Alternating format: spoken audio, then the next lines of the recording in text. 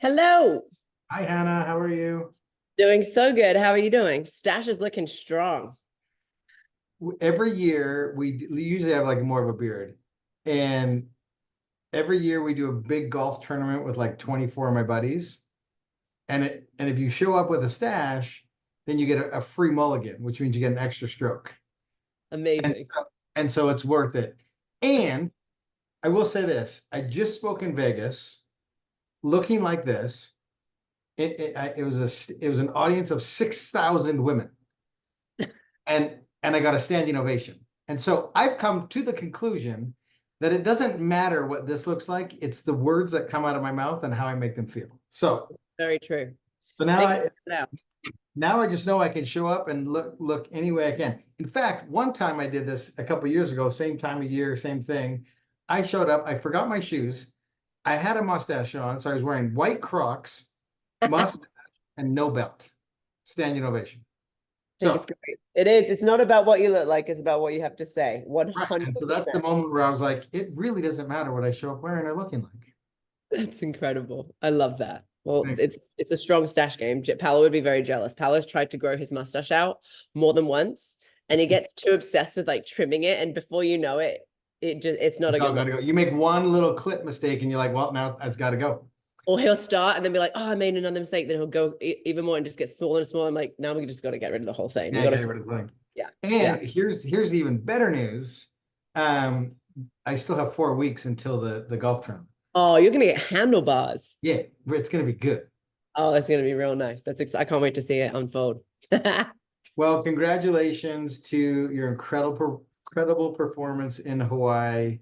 Um, totally unexpected for you, I'm sure, and also me. It just really goes to show that you are an athlete. And it also really goes to show what I've been preaching from the rooftops for over a decade now, before it became popular, that strength training is important in endurance racing.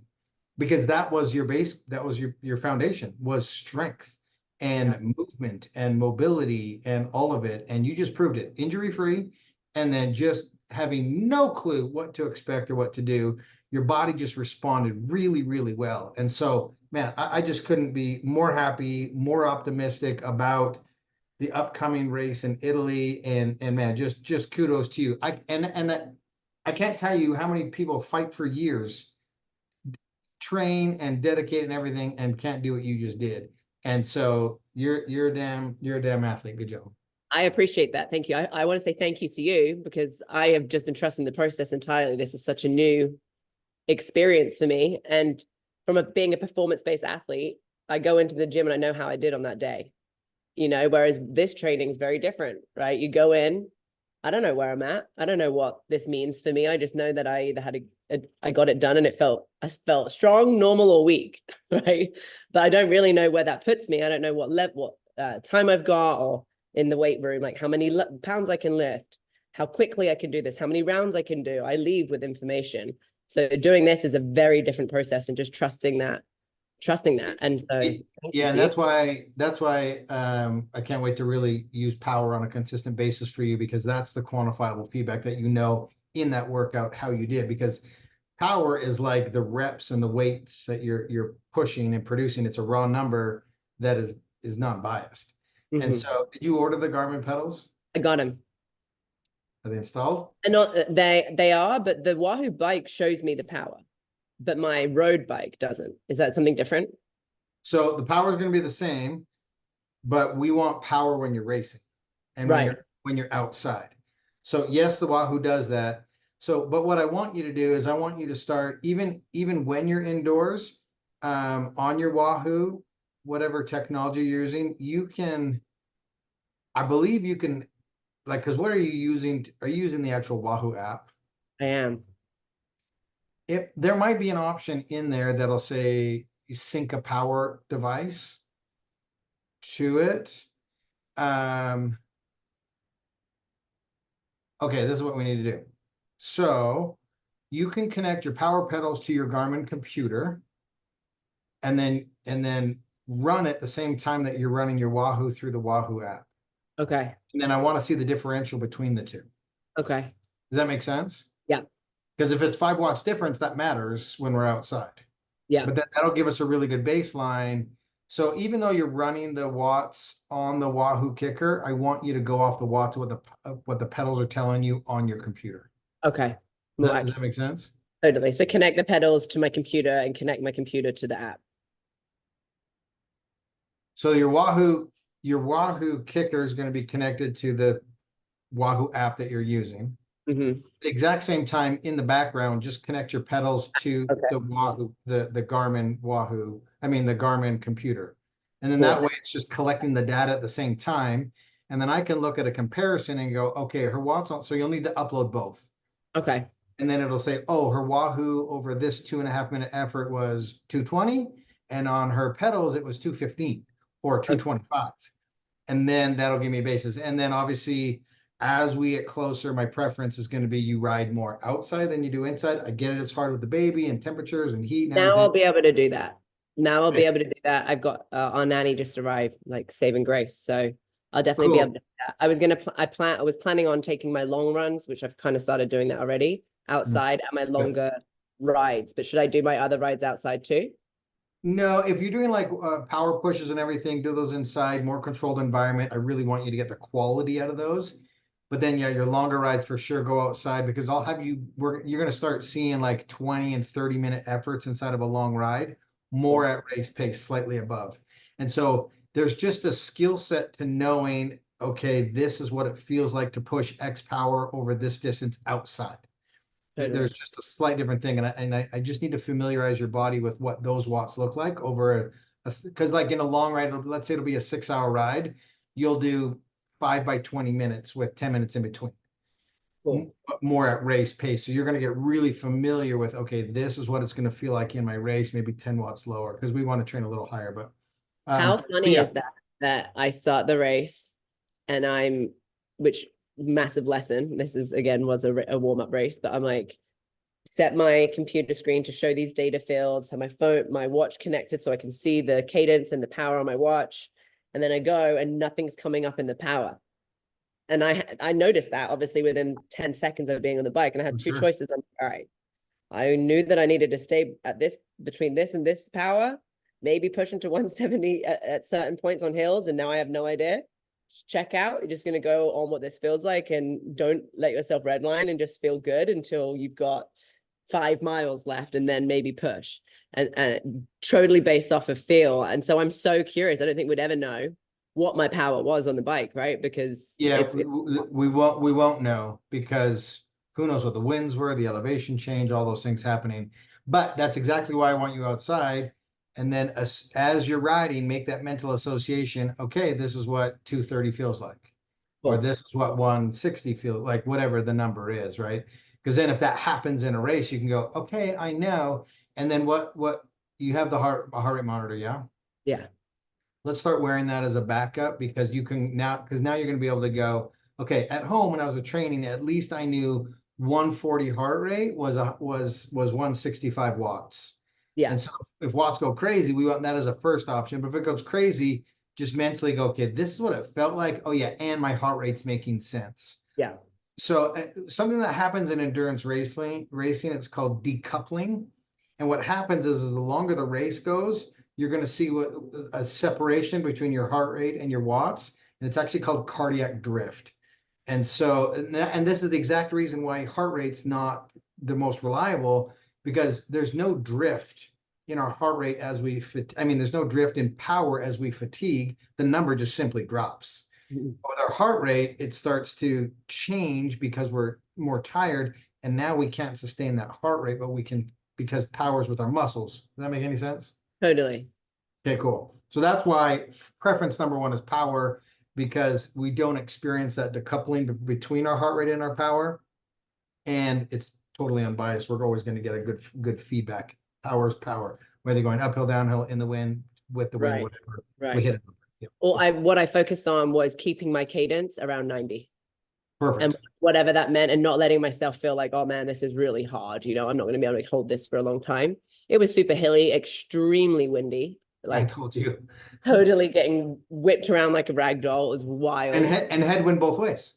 Yeah, both ways. I know, you're like, And I guarantee you, when you were biking out, you were like, there's zero chance I don't have a tailwind coming back. This is going to be so Sure, much I'm fun. like, I can't wait to come back. Yeah. And then you turn around at Javi and you're like, what the hell? How is this Yeah, possible? I yeah. know I've done Kona twice and it's just like, This makes freaks no me out sense. every time. There's no explanation for it. So From you telling me that, it made me feel okay because I was like, I knew this was going to happen.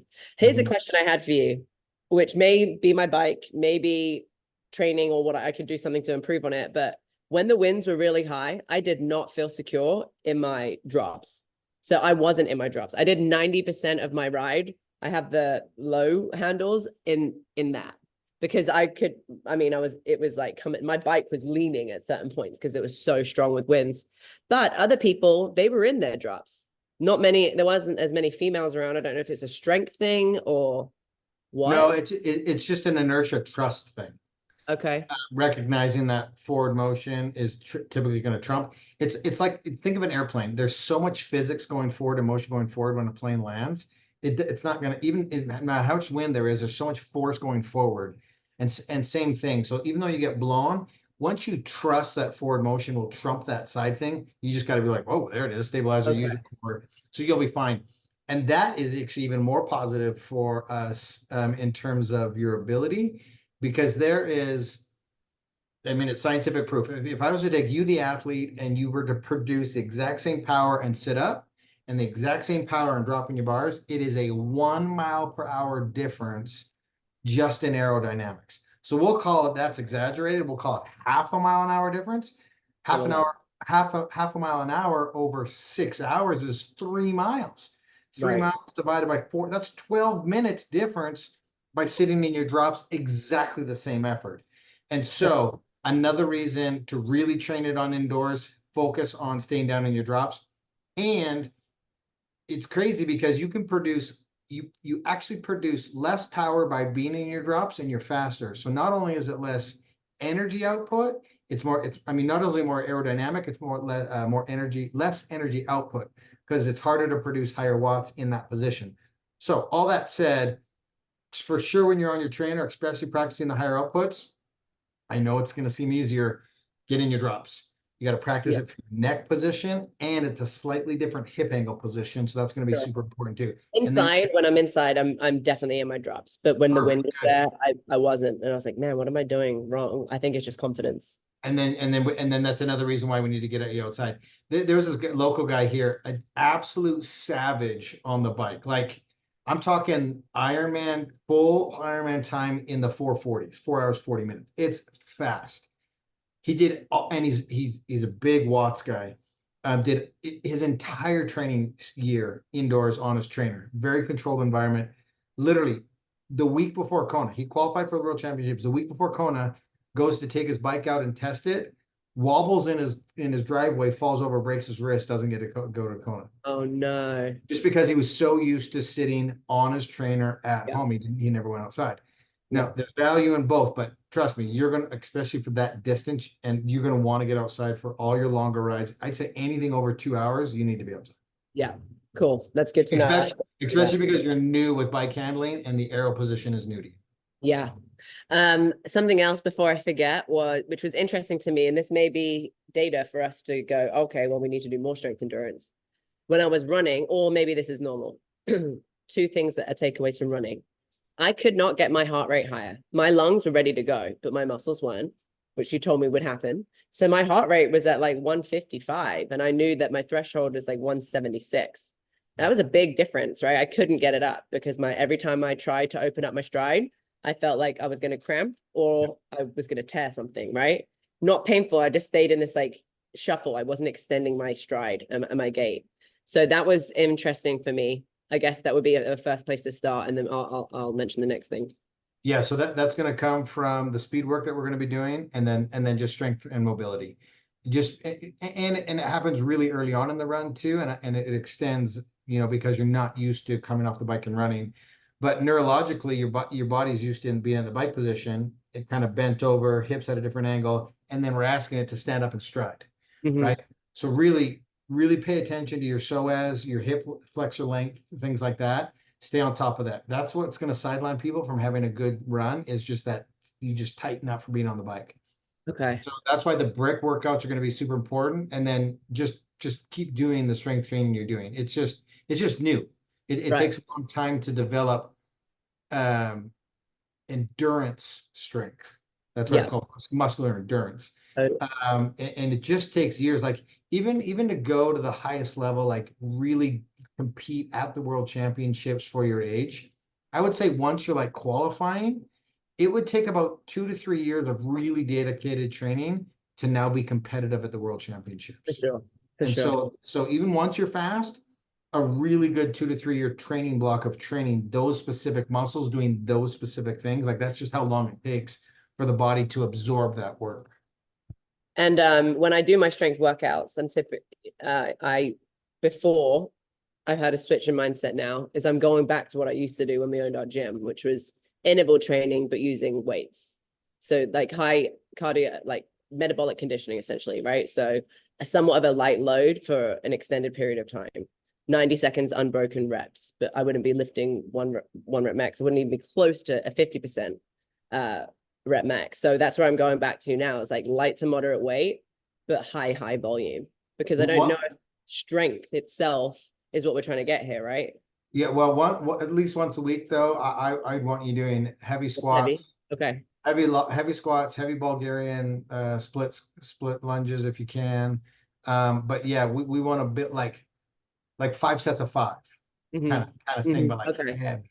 Like Okay. really Okay. stress those muscles. And I mean, there's science out there and data that shows, we're just trying to take the muscle to failure. Whether that Right. takes you 30 reps or 5 reps, Right. we're still taking the muscle to failure. So I would say, yeah, do that because we're trying to get your muscle endurance, but you're accomplishing a lot of that by doing the actual biking and running. And so I want to kind of see you powerlift. Okay. Okay, Like cool. I'd like to see you doing like powerlifting, heavy deadlift, heavy, Great. just obviously protect your back. You know your body more than I do. But like heavy walking lunges, Cool. um, good for, like firemen, like what are they called? Carries, Farmers carries farmers carries. for Farmers sure. carries are great. Lead Just push, like lead pull, all uh, of that stuff. yep, all that stuff. Cool. That'd be good. Yeah, just power. Sweet. Then I'll definitely get back on that game. I'm training one set on it a week, so I'll do that on a Monday, and then Cool, Wednesday and Friday I'll do the other stuff as well. cool. And then the second part was this is new, and maybe this is normal, or I need to really hone in on nutrition. Mhm. I had a massive mess up happen 3 minutes, like 3 miles, sorry, into the ride. I had like a little pot of electrolytes, fast chews, the salt sticks that I was working with, and they Mhm. fell out. And I'm like, damn, now I have to take what the race is providing us with, which Yep. is data for me now to start training with what they have at the races that are Yeah, we available. talked about that. Yeah. And so I'm not sure if it was because of that and my digestive system wasn't ready for it, but I teetered between two places. I either felt like, oh man, I think I know my body well enough to know that if I don't address this now, that I'm going to cramp in the near future. So then Mhm. I would take stuff and then I would switch and my muscles would feel like amazing. But oh, now I have a sloshy stomach and I might throw up. And then I would go back and like, don't have so much of this nutrition. And I would dance and I'd be in this fine line. And neither one happened. I didn't throw up and I didn't cramp. So I don't know if that's like just the perfect place to be or if there's ever a reality where you stay in a place and you don't feel like you're going to do either. Yeah, you never want to get sloshy gut because that just flat out means your body's not absorbing the nutrition, and it's really hard on a hot race because you're like, I gotta stay hydrated. I gotta make sure I got the fluids in me, and then sometimes our body just doesn't agree and process it. Um, but we talked about how cramping has less to do with electrolytes than it does with muscular endurance, right? Totally. Because when we're racing, we're pushing The harder than mind. we typically do for longer. And then if we swish the pickle juice around in our mouth, we're buying ourselves some more time. So there is that fine line, and I would rather you not have the slosh gut because that's going to be harder. You're going to feel a little bit more hungry because you're not satiated, but still. So did you say they had Martin on course? Yeah, they did. I would I did. order the Mart. Okay, they had caffeine free and caffeinated. I went caffeine free Right, because of the breastfeeding. because of the So bread. I would order the Martins. They are a great product. And just start testing with those for in training Because then that way, if that happens, you can just use them on course. But I mean, double check what they're using in Italy, because it could be different than what they were using in I think Hawaii. it's the same. I saw that I'm pretty sure they're the sponsor for all Ironman events, but Europe's sometimes different and they use different company. okay. And So what about the just double Coke, check. the chips, the Coke, the chips, the orange slices, the bananas? Do you mess with any of that? Because I definitely was. Because I was trying. I had no idea. I was like, I'm going to trust my intuition. I don't remember the last time I had any Coca-Cola since freaking being a child, but I'm going to take a sip of that. Like, that feels good. And that didn't hurt me, but do I cave into my intuition or stick to the game plan? So this is on the run, yeah? Yeah. Yeah, so it really depends, because some people use the aid station as an excuse to stop and a smorgasbord. And then it hurts them, because they're just like, oh, there's something here, I should eat it, right? Okay. Even though they may or may not. And so, yeah, go with your intuition, how you feel. If you think you need something, Coke has caffeine in it, just so you know, Okay. right? If you're trying to avoid that. Yeah. Well, I didn't. And the other thing that you never know on is that when they give you electrolytes, they give you like a little shot cup. I don't know if that's a full serving, half a serving. I don't know. Yeah, you're just guessing at that point. I always carry one or two. Okay, so the way that I do an Ironman at the aid stations running, I take when I'm leaving the aid station, I take a goo pack with me, and then I put it in my pocket or stuff it up the bottom of my shorts. And then when I see an aid station coming, I take it before the aid station, and then I chase it with water. Okay. I don't want the goo to be the last thing I take as I'm leaving the aid station, because sometimes it's sticky and I want to be able to rinse it down with some water. And so I take the goo station, but I don't eat it until the next one. And I use that as my system, because then when I see an aid station coming up, I take it, I toss it in the toss area. And then now I'm only concentrated on water in the aid station, because I know I got it Not from multiple things. Okay, cool. Yeah. Cool. And so you can grab two or whatever. And then if you get trouble in between miles, you've got something on you to be able to take, right? Coke's great. It's just quick, really absorbable sugars, right? Because if you're pushing a pace and you're burning through your glycogen, you need like fast sugars. And that's what gels are. It's 4 different multidextrin, glucose. I mean, it's sucrose. It's like 4 different sugars mixed into one. And your body can only handle so much at a time, right? So you want to space it out. And if you want an orange slice, great, have an orange slice. Okay. I didn't know if my mind was like, oh, you need this, and then it was an opportunity to slow down, if I should just power through. That's what I started with. A lot of people going to every aid station and be like, I fell into that. Smorgasbord. This is it. This must be what I need. Must be time to stop. But okay, so like in an Ironman, there's either an aid station every mile or every 2 miles, right? Yeah. But when I'm doing a training run, I'm not consuming something every single mile. I'm not eating something every 8 minutes. You know what I mean? That's crazy. And so that's why you have to really stop and think and go, did I do this in my training, or am I just stopping because it's here? And so I try to make a mental note, at least I try not to do anything until at least every other, because then I'm like, that's at least 2 miles. That's 16 minutes for me. Then I'm like, okay, that's probably more realistic, but maybe. And so I'm just really conscious of it. So just be conscious. You probably don't need something at every aid station. Water, maybe, cool yourself down. The other thing too is if the race is hot, one of the last things they'll offer at an aid station is ice.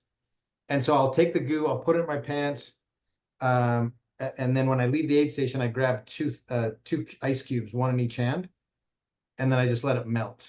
I did the same thing. I think that's how I was able to, I never overheated. I put ice in my sports bra and always had ice in my hands. And I think that really helped. I never got because what it's doing is the blood runs through your hands, it cools it down and then takes it to your core. Yeah. And so that's a way that I try to keep my core cool on a hotter race. Is every aid station I'll leave with a handful of ice, and sometimes I'll put it in my mouth and just munch on it, keeps my mouth from being dry. And then if I get tired of holding it, I just toss it. But most often it's hot enough that it just melts it, but it keeps my core cool. For sure. Cool. Look at me. I didn't even know about that part. It just happened. Mm-hmm. Those are all my questions that I had based on the race.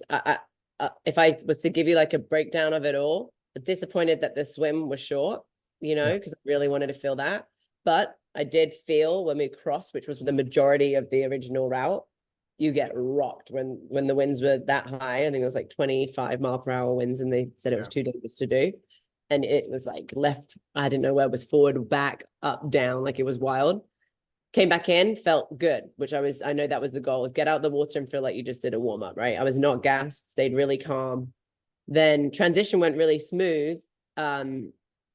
Bike situation I told you about, but not having power was kind of a panic thing. And then I didn't know where I was at, right? I didn't know if I had gone too hard or not. It was first time. I have nothing to compare it to. So I felt really good throughout the entire ride.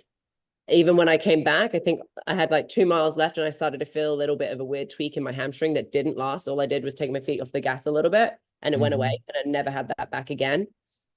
Transition 2 went really well. And then running my first few miles, I think were some of my fastest, which may be data that I went too fast at first. Yeah, but when I yeah. got the ride, I was very pumped. Yeah, especially in an Ironman, you're going to want to dial that back and just like be conservative at the beginning. Everybody gets excited and goes out too hot, and it'll always return to bite you. And so leading into it, we'll know better what your fitness is, and we'll have a pace for the marathon, because it's super important to get that right. It was almost like I went in fast and then I got slower in the middle, and then I picked back up at the end, because I kept having in my head, just because you feel good now, you've still got 8 more miles to go. Anything can happen in the next 8 miles. Like, don't let yourself get to that point. Don't redline. Do not redline. And then I think when I had maybe 1 mile left, I remember you saying, don't push it till you get to 5K left. Even with 5K left, I was like, I still don't know what this is going to be. So I'm going to really hold it back until I have 1 mile. And it was, I really went there, but I was really impressed with how I felt when I got off the bike. I did not think that I was going to feel that good. That's good. And that's a great sign. Let me ask you this. When you like paused outside of the excitement of qualifying and getting third and all these things, what did your mind and body tell you about, ooh, I have to double that? I have a really long road to go, and don't let my head, this is a totally different experience. I ran a 5K, a 10K, a half a marathon, a full marathon. I know that there's a massive difference between these events, and I'm still nervous. I still have a lot of like, oof, here we go. But I'm excited. What I do know is that I was able to perform the way I did at the half Ironman because I committed to my training. If I commit to my training leading up to the full, all I can do again is try and treat that the same way that I treated this one, which was with zero pressure. And I think from the zero pressure, I performed a lot better. Yeah, good. And you're going to get a much better sense, because at the peak of this training, you're going to do a 5-6 hour bike ride followed by a 90-minute 2-hour run. That's going to be a big brick, and that that's longer than the distance of a half without the swim, and you're going to know kind of where that feels, because we don't want that to be absolute shock to you come race day. And so we'll get the distances up there. You're never going to run a marathon beforehand. You're never going to bike 112. But we're going to be training at a slightly higher elevated level. And then that way we just slow down a little bit and lengthen it out. Cool. I'm excited. I'm very excited. I think I've got my ducks in the row as far as childcare. There's definitely a little bit of mum guilt coming up, but we're going to just suppress that because we just have to hold on till September. And we're going to do what we got to do. Awesome. I've got the dates, and so I'll amend some of that. How's the training? Training last week, you missed a run. And that was then it. All the rest today, I did. And then today was a day off, I think. Yeah, I did strength today. Cool. And getting back at it tomorrow. Overall, the body's feeling good? Yeah, no issue. The only issues I have that are not related to what we're doing. I think just from still breastfeeding, there's like certain hormones in my system that are causing like a little bit of joint ache in my hands. But all in all, everything else feels really good. I'm doing dry needling every other week too, and I have doing body work often. Good. Will you still be breastfeeding come Italy? I hope so, to be honest. I don't know if I will. I'm going through it with my son right now. He's like not down for it, but I am, which is too soon. I feel like I'm mourning this part of motherhood because I really enjoy that. But I will likely still be at least pumping. Yeah. Okay. Yeah. And all the science says breastfeeding as long as you can.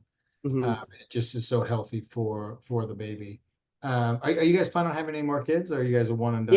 Yeah, we definitely do, but not right now.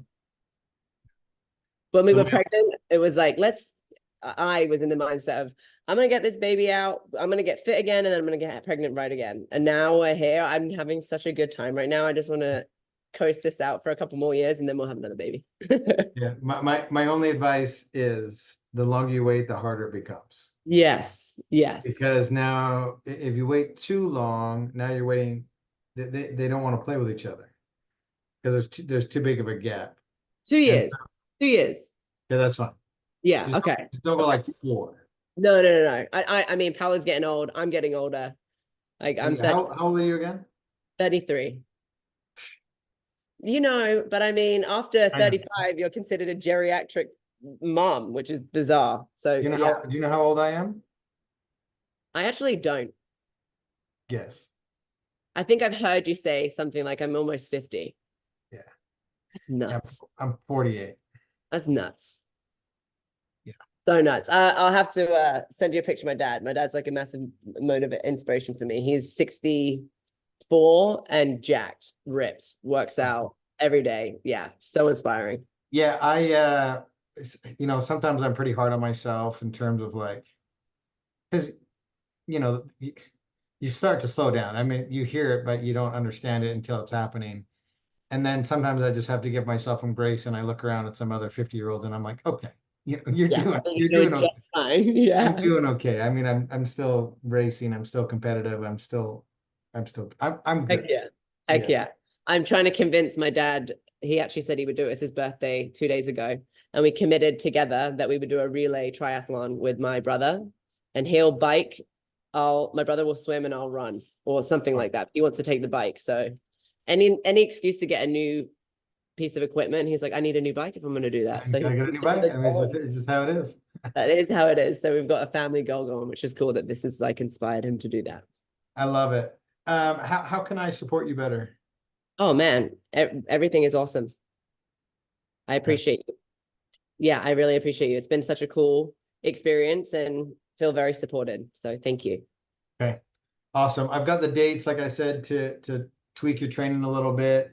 You won't have access to bikes and stuff when you're on the road, right? So we're looking at just running. What about swimming, strength training? What are you doing on these trips? Is it the 10th to the 17th, I'm doing a 3-day summit to Mount Baker. So that's going to be an extreme ice axe climbing, rappelling, like very extreme. That's going to be physical. So that's good. I'm totally fine with that.